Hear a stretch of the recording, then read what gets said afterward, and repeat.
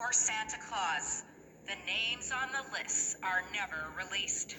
Society has come to the moral place where those who have done wrong are protected. Tax cheaters, offenders living amongst us, parliamentarians who have worked negatively with foreign governments. Everything is withheld in the false veil of privacy. Why is it that government wants to track the information of millions of average Canadians on their laptops, but won't go after those who go against one of the most basic social contracts of society? Pay your taxes. Here we have a solution in Bill C-230. In recent years, CRA has been waiving debts to government owing. Last year, the government owing to government. It is its decision not to collect debts to government. CRA is beautiful. The solution in C-230 is to create a public registry that would require Treasury Board to publish annually a list of corporate entities that have debts owing to governments, forgiven, written off, waived, if that amount exceeds $1 million. Yeah. And $1 million is a lot of money. It's not forgetting to pay back a 20 or I'll get lunch next time. In 2023-2024, 11 companies received $1.2 billion in write-offs combined. The 11 companies account for nearly a quarter of the $4.9 billion in write-offs approved in fiscal year 2023-2024.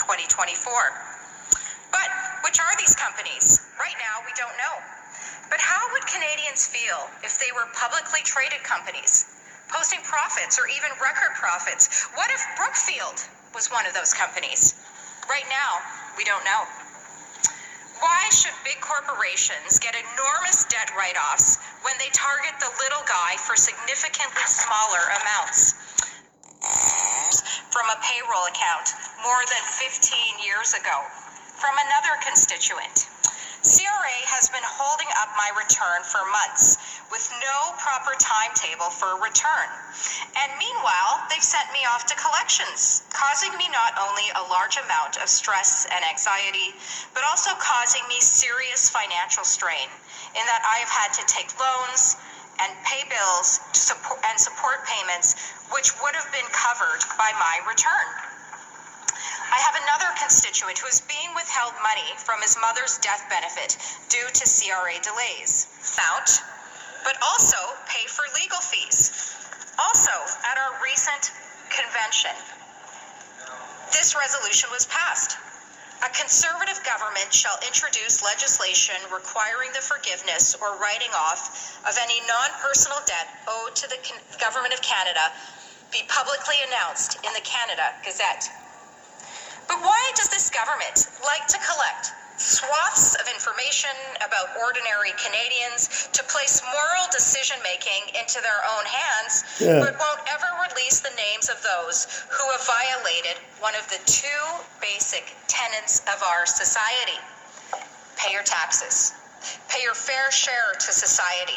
Pay your fair share so we can attempt to live in a functioning and compassionate society. But where else has this government not released the names? Foreign interference.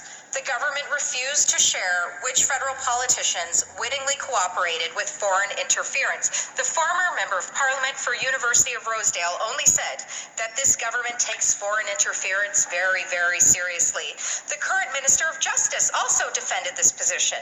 This is a report that outlines several activities collaborating with countries like China, including accepting money or favors from diplomats.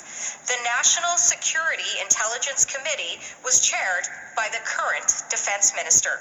Why don't they just release the names? The President of the Treasury Board concealed the scope of the federal job cuts from analysts, the Budget Office. The Budget Office on November 5th, 2025, asked federal managers for a breakdown of planned savings by program. But public servants and Canadians were left in the dark. What departments would be affected? How would this impact services? Just release the names on the list.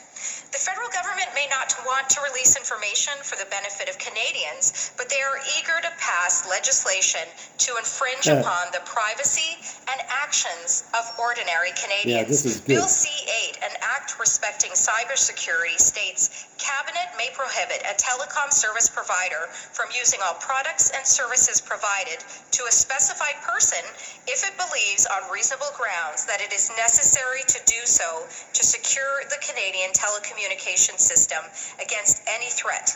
And this order may be kept secret. No warrants are required. This was also attempted in C2. Yeah. Bill C-63 in the last Parliament proposed to increase the maximum sentence for hate speech, which carried a sentence of 5 years under the Criminal Code to life, which would place it amongst the most serious offenses, such as manslaughter and aggravated sexual assault, which also carries life sentences. That could have effectively resulted in someone being sentenced to life for hate speech, while someone convicted of sexual assault of a minor can receive a maximum of only 14 years, and an individual found guilty of assault with a weapon a maximum of 10 years. This bill also proposed that anyone who breaks any other federal law motivated by hate be found guilty of a hate crime and subject to a maximum life sentence. But forego paying millions in taxes, no problem at all. When it comes to protecting their friends and political interests, this government has no problem with holding information or giving cover to their What allies. she's trying to say is that those bills have been, thank God they were blocked. I was wondering, expecting the police over because they don't even need a warrant. But they've been blocked. But how long can we block the government if they make up their own shit? That's what I say. Everything they do is evil, but they don't know it's going to change. Never mind those bills be blocked. Hershey's naive. She thinks it's going to be up to the government to decide. No, it's the people in the government too, the people like her. I have to admit, conservatives are fighting more for things that are right. But still, I doubt any government system right now could get us out of this.